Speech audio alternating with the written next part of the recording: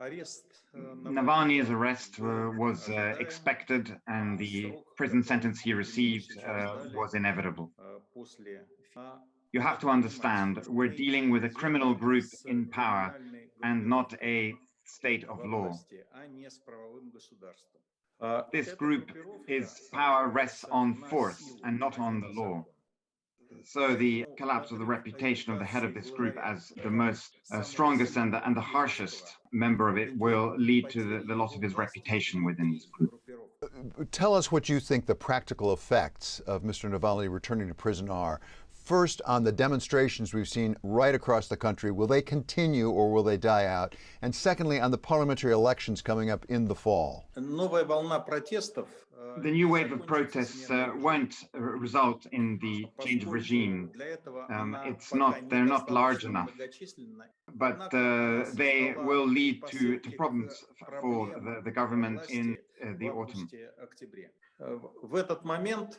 Dissatisfaction at the economic stagnation will boil over because of the blocking of candidates who want to take part in this election.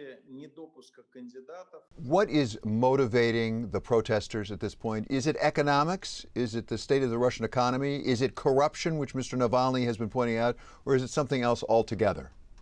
We see that the main protests are taking place not in Moscow, but in the regions.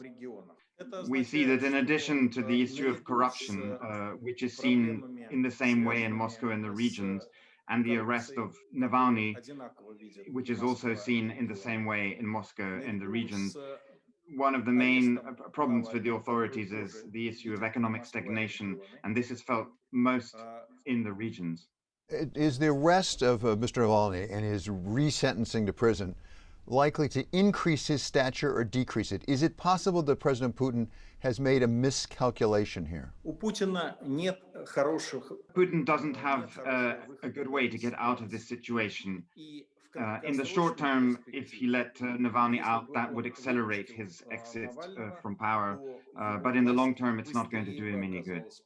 With Mr. Navalny back in prison now, who is likely to step into his shoes as a leader of the opposition? Is it his wife? Is it someone close to him? It's hard to say that at the moment because the government will try to send to prison any other potential leader of the opposition. But of course, Navalny's wife would be perfect for that role, even more so than Tikhanovskaya in Belarus.